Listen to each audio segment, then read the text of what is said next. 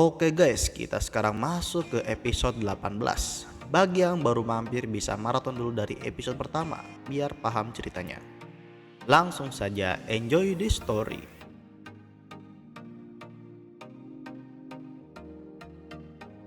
Cerita berlanjut. Rencana Roland ingin memeriksa sarang iblis ditentang oleh seluruh bawahannya. Menurut mereka, daerah situ sangatlah berbahaya dan beresiko tinggi jika pemimpin tertinggi seperti Roland ini pergi ke sana tanpa pengawalan yang super ketat. Barov heran, kenapa kok Roland ini repot-repot harus memeriksa ke sana? Ya, ini merupakan urusan keamanan wilayah kerajaan Grey Castle ke depannya. Kalau diabaikan nanti malah berabe. Selain itu, Roland meminta semuanya untuk merahasiakan kepergiannya. Kalau diketahui masyarakat, nanti akan ada kepanikan massal. Roland beranggapan wilayah iblis itu merupakan pasukan iblis yang menghancurkan kota suci Takila berabad-abad yang lalu. Dan pasukan iblis ini melakukan perlawanan sampai pusat dataran utama. Hal yang benar-benar berbahaya jika fakta ini diketahui oleh masyarakat luas. Nanti mereka bisa memberontak dan akhirnya meninggalkan wilayah barat Grey Castle. Singkat cerita, mereka berangkat dan akan kembali 2 hari kemudian. Dalam perjalanan mereka berdiskusi. Selama ini gereja bertempur melawan iblis. Sebenarnya apakah mereka melakukan hal yang benar? Benar atau salah itu tergantung kepada siapa kita memihak. Selain itu, kebenaran gereja melawan iblis masih harus diselidiki lebih lanjut. Jika mereka benar-benar berjuang demi kemanusiaan, apakah perlu menyembunyikan sejarah ratusan tahun yang lalu? Roland menegaskan walaupun para penyihir tidak ada, dia nggak akan pernah bekerja sama dengan gereja sampai kapanpun. Setelah sekian lamanya perjalanan, mereka pun sampai di pegunungan. Malam ini berkemah dulu, besok baru mengecek daerah iblis. Saat berkemah, Roland tidak tidur di tenda melainkan di keranjang balon udara. Soalnya nanti kejadian kayak dulu di kapal. Selain itu, ada Sylvie yang waspada. Paginya, mereka langsung menuju lokasi kabut merah iblis dan tak lama akhirnya sampai. Mereka berhenti pada ketinggian tertentu. Roland menggunakan binokular untuk memeriksa keadaan. Tidak ada kapal satupun, yang berarti para iblis menetap di situ. Gak kemana-mana dalam jangka waktu yang lama. Selagi Sylvie memeriksanya, dia melihat adanya bangunan yang terbuat dari batu hitam. Ternyata itu adalah menara-menara yang kosong dan sebagian terisi cairan. Tiba-tiba, para iblis menatap balik Sylvie. Ketahuan, kabur. Semuanya langsung panik dan bergegas kabur dengan kecepatan penuh. Tapi ada 2 iblis yang mengejar. Menghadapi situasi ini, Roland menyuruh untuk terbang rendah. Dia sadar penyihir yang bisa bertarung di udara hanyalah Lightning, tapi dia mematung. Iblis-iblis itu sangatlah cepat. Dalam waktu singkat, bisa menyusul balon udara dan langsung melempar tombak. Lemparan pertama bisa ditahan oleh Anna, tapi dia terlihat capek karena sudah menghabiskan banyak sihirnya. Melihat situasi yang sangat genting, semua penyihir akhirnya mengangkat senjata untuk melawan. Semuanya menembak tapi gak ada yang kena. Roland melihat ada yang mau melempar tombak dari belakang Anna dan trot. Roland menahannya, tapi mengorbankan tangannya, langsung buntung. Anna langsung menghentikan pendarahannya. Di sisi lain, Nightingale yang benar-benar murka langsung melawan iblis seorang diri.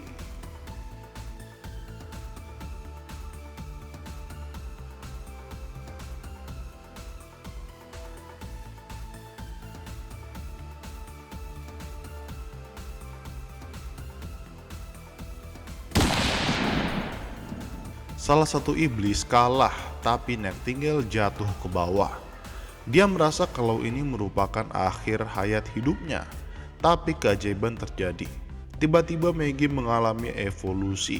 Dia berubah menjadi monster kendaraan iblis, langsung menangkap Nightingale.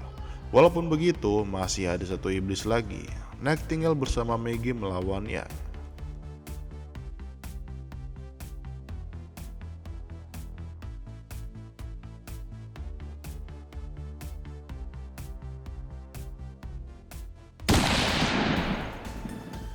Iblis itu akhirnya kalah.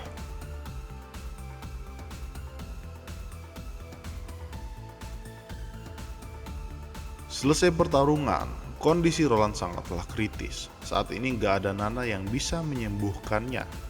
Balon udara hanya bisa sampai kota tengah malam, jadi Maggie harus membawa Roland duluan. Biarkan sisanya menyusul besok. Selepas kepergian Roland, Sylvie menceritakan kenapa kok iblis ini bisa mendeteksi balon udara di ketinggian 2 km.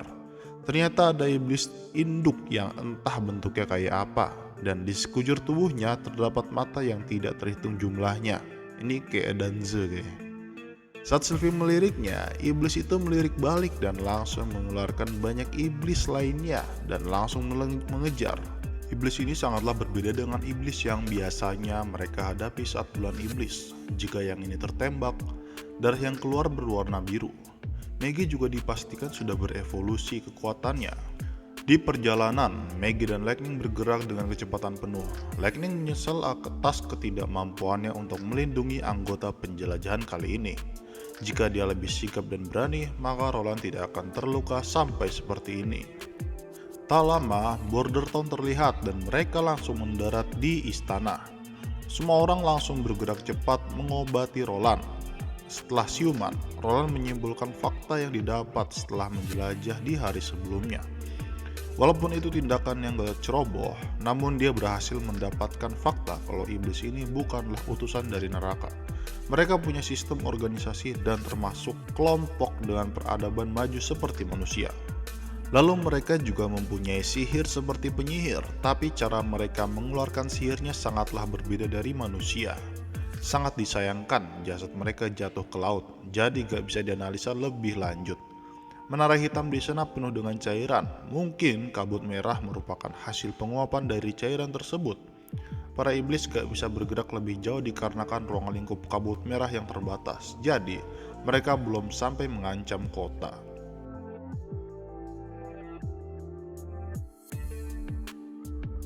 Malam itu, Anna datang ke kamar Roland tanpa memakai celana. Dikira mau ngapain ya, tapi ternyata tidak seperti yang kalian kira. Hehehehe. Anna heran, kenapa kok saat pengajaran iblis sebelumnya, Roland bisa-bisanya mengorbankan hidupnya untuk melindunginya. Soalnya Roland ini adalah harapan penyihir. Kalau dia mati, maka semua penyihir tidak akan punya harapan untuk hidup. Roland menerangkan apa adanya. Ya gimana ya, siapa sih cowok yang gak melindungi ceweknya? Ya gak gentle namanya lah. Roland juga menceritakan masa lalunya ketika masih di bumi. Setelah menceritakan panjang lebar, Anna tertidur. Roland kecewa di sini. Ya dikira mau mantap-mantap, gak jadi ternyata. Keesokan paginya, Maggie diminta untuk menguji perubahan barunya. Sekarang bisa dinaiki dibandingkan sebelumnya yang hanya burung kecil. Jika dinaiki 2 orang, kecepatannya hanya 80 km per jam, yang artinya jauh lebih lambat dari Lightning. Tapi kelebihannya itu, konsumsi sihirnya yang irit. Dia berubah seperti ini bisa tahan lama, sedangkan Lightning, semakin berat bawaannya maka konsumsi sihirnya semakin banyak. Menurut Nightingale, peningkatan Maggie ini baru dalam tahap menengah, kedepannya masih dapat berevolusi beberapa kali lagi. Selagi terbang, terlihat asrama khusus yang dibangun untuk para penyihir sudah jadi. Nanti para penyihir akan menempati gedung ini.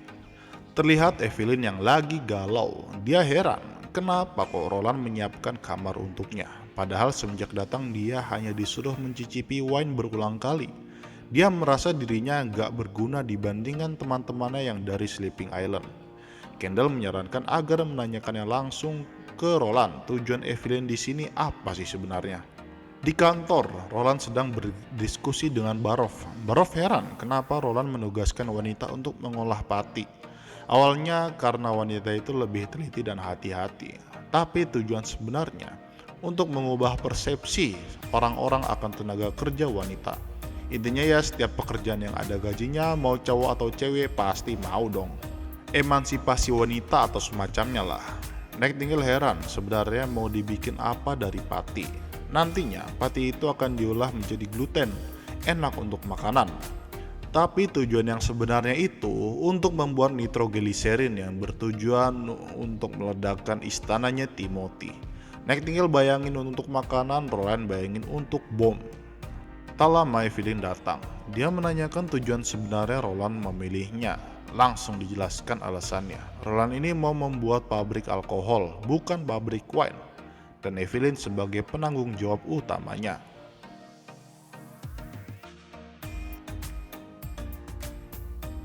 Di sisi lain, di Istana Gracia, ada bangsawan yang memohon untuk meminta bubuk mesiu. Didendam dengan pemberontak yang menyebabkan kematian anaknya. Pemberontak itu sedang bersembunyi di belakang gunung. Jadi mesiu digunakan untuk meledakkannya. Gracia mengabulkan permintaannya. Dengan ini, bangsawan setempat memihak Gracia. Salah satu penghambatnya hanya gereja. Lalu ada surat dari Raja Wolf datang.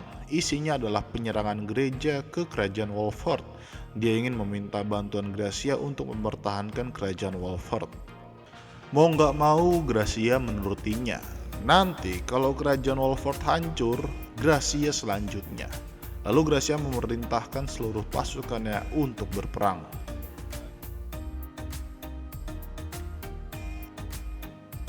Kembali ke Border Town, Roland sedang menguji bom yang akan dijatuhkan ke Istana Timothy. Melihat taktik perang modern, Carter sedih karena mengabaikan filosofi pertempuran yang berlaku sekarang. Tapi ya si Iron X mah gas-gas aja, bodo amat, yang penting menang, hurra! Bom meledak pada target, uji coba berhasil. Roland menyatakan serangan udara Easterly Wine resmi diluncurkan. Strategi langsung direncanakan. Bom pertama dinamakan Dongfeng 1, sama kayak ICBM Cina ya punya. Pertama, Iron X membawa pasukan ke perbatasan kota Silver. Ada pegunungan yang cocok dijadikan camp tersembunyi. Dari situ, balon diterbangkan. Selanjutnya para penyihir yang ditugaskan adalah Anna, Wendy, Nightingale, Sylvie, Lightning, dan Maggie. Nightingale dan Sylvie mengawasi situasi dan penyerangan dilakukan 4 orang sesuai latihan. Kunci kesuksesan terletak pada Lightning. Langsung dah, ciao.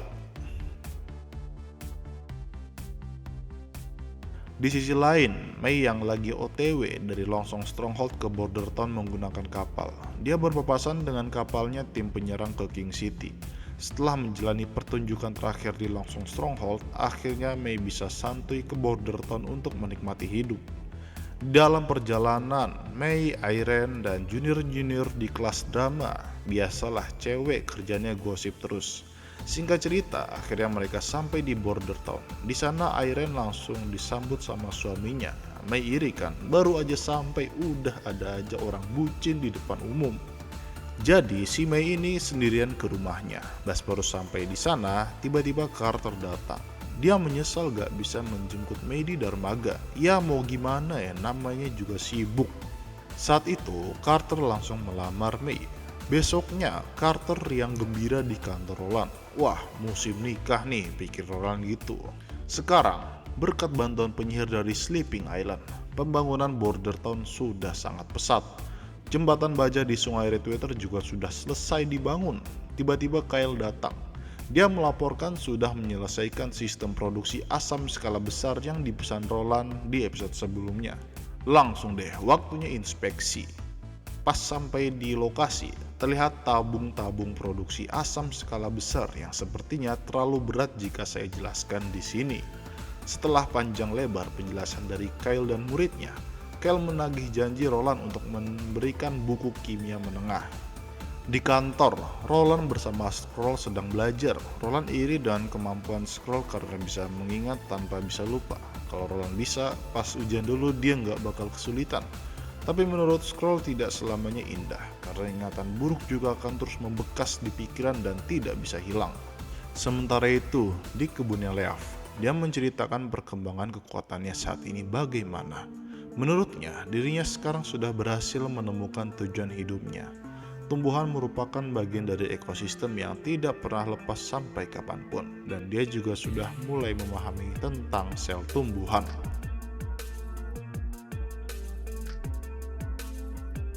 Sementara itu, kondisi tim penyerang, mereka sudah siap dengan balon udaranya. Mereka langsung menuju King City, istana kerajaan, tahta Timothy. Tujuan kali ini hanyalah untuk menggertaknya. Ini mengingatkan pada kejadian Hiroshima Nagasaki ya. Tak lama, ibu kota sudah terlihat. Setelah sampai pas di atas istana, Anna dan Wendy langsung membuka palka bom dan menjatuhkan bom. Fire in the hole. Lightning bertugas untuk mengarahkan bomnya agar tepat jatuh di atas istana. Keadaan di situ benar-benar tenang, tidak ada apapun yang membuat rakyat waspada. Tiba-tiba,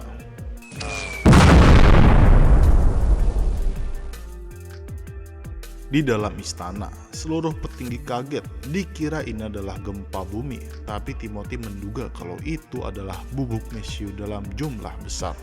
Dan dia yakin Gracia yang memberikan ke Roland. Tapi masalahnya di ledakan lewat mana? Karena penyihir pun mustahil menyusupkan mesiu untuk diledakkan di bawah tanah. Timothy memerintahkan agar semua daerah diperiksa mulai dari selokan, sela-sela gunung, dan sebagainya. Dan juga menggeledah semua orang yang dianggap mencurigakan. Timothy sadar kok, surat yang dikirim Roland di episode sebelumnya benar-benar mengancam tahtanya. Tim intelijen Roland mengirimkan berita keberhasilan penyerangannya.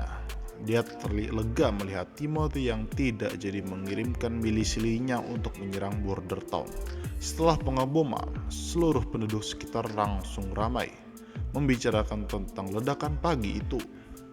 Banyak yang berspekulasi kalau Timothy meninggal setelah ledakan itu, tapi belum ada pergerakan bangsawan luar ibu kota. Maka dari itu, penulis surat ini berspekulasi kalau Timothy masih hidup. Ada juga penduduk yang bersaksi kalau serangan datang dari langit. Selain itu, tim intelijen juga mengumpulkan informasi kebengisan pemerintahan Timothy dan akan menyebarkannya ke masyarakat, supaya masyarakat itu tahu serangan kali ini merupakan hukum karma atas kekejaman pemerintahan Timothy. Tak lama, ada kabar rombongan armada yang Roland minta udah datang, dipimpin oleh Margaret dan Dewan Komersial. Rombongan itu berisikan 400-500 pengungsi. Orang-orang ini dibutuhkan untuk pengembangan Border Town lebih lanjut. Sementara itu dari kantornya Kyle, dia terlihat sangat fokus membaca buku kimia menengah yang diberikan Roland. Sampai-sampai bodoh amat dengan keramaian yang ada di dermaga. Dia menjelaskan ke muridnya mengenai perspektif dunia kimia yang baru-baru ini dia ketahui berkat Roland Wimbledon. Di sisi lain, jauh di depan kerajaan Wolford, terlihat Uskup Maine sedang mempersiapkan Siege Beast untuk menggempur tembok pertahanan kerajaan Wolford. Siege Beast ini dikatakan harus menggunakan kekuatan sihir 2 orang. Penyihir yang bertugas kali ini adalah Isabella dan Zero. Sedikit spoiler, nanti kedua orang ini akan menjadi musuh Roland setelah si Maine ini. Uskup Maine bergeget banget sama si Zero dan Isabella ini karena otoritas mereka berdua setara uskup, jadi Maine gak bisa ngapa-ngapain, padahal dia pengen banget mencambuk mereka ini. Sementara itu mereka berdua sedang menginterogasi tahanan. Hal ini merupakan permainan kesukaannya Zero, entah di mana asiknya ya. Zero akan memainkan tahanan ini. Setelah dipermainkan, entah kenapa Zero langsung mengetahui segalanya tentang orang itu, mulai dari lahir sampai sekarang. Pas disebutin segala hal yang dirahasiakan orang itu, dia percaya kalau Zero adalah utusan Tuhan dan ingin bertobat, lalu dikasih tanaman untuk dimakan.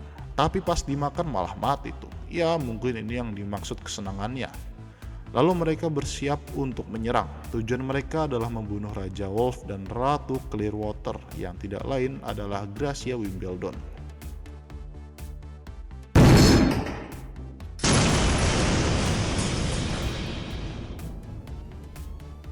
Siege Beast sudah ditembakkan. Serang! Pihak yang berperang kali ini adalah gereja versus aliansi kerajaan Wolford dan Gracia Wimbledon. Zero dan Isabella memantau peperangan dari jauh sambil berbincang. Menurut Zero, pasukan Wolford percuma melawan pasukan gereja yang ada God Punisher army-nya. Yang notabene mereka manusia super, bisa melawan iblis. Selain itu, metode penyiksaan yang Zero lakukan barusan sangat tidak disenangi oleh Uskup Maine, mengingat dia adalah paus berikutnya. Mungkin kalau sudah diangkat, Zero akan sedikit disiksa. Penyiksaan atas rahmat Tuhan adalah kedok yang emang dibuat-buat oleh Zero. Ya namanya juga sadis, sukanya nyiksa. Duar. Mereka berdua melihat ledakan bau mesio yang membuat pasukan gereja ketar-ketir. Mereka berdua merasa ada orang kuat di balik tembok itu, lalu mereka bergegas menyelesaikan pertempuran.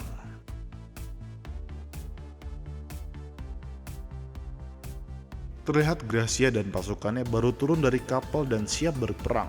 Tapi mereka melihat ada Zero dan Isabella yang lewat. Langsung serang. Mereka tahu kalau Zero dan Isabella itu adalah penyihir dan pastinya sudah pakai batu dewa. Di sini terlihat Isabella mengeluarkan kekuatannya untuk menyabotase batu dewa, dan lagi-lagi Zero menggunakan kekuatannya untuk menumbangkan satu persatu pihak Gracia. Mereka heran kenapa batu dewa nggak bekerja di hadapan Zero. Sekarang giliran Gracia yang diserang olehnya. Tiba-tiba Gracia ada di kastil kerajaan pas waktu kecil, tapi di situ juga ada Zero. Ternyata kekuatannya Zero adalah membuat dunia ilusi, lalu mereka berdua bertarung. Di sini Gracia mati berkali-kali nggak dihitung. Di saat udah ketusuk jantungnya, tiba-tiba hidup lagi.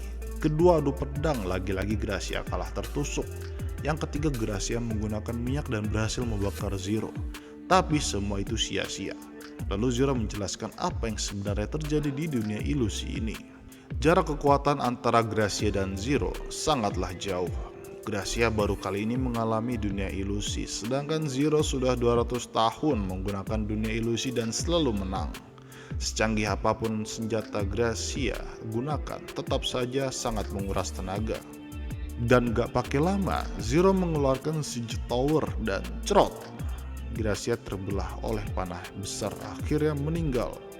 Setelah keluar dari dunia ilusi, Isabella menunggu sangat lama karena biasanya tidak selama itu. Aturan dunia ilusi adalah yang menang mendapatkan segalanya dari yang kalah. Ingatan apapun didapatkan dari Gracia. Dan kali ini Zero mendapatkan ilmu mengenai bubuk mesio yang akan berguna saat melawan iblis ke depannya. Cerita bersambung. Ya udah guys, makasih udah terus ngikutin. Sampai segini dulu aja. Yang suka like, ya subscribe karepmu. Terima kasih dan sampai jumpa.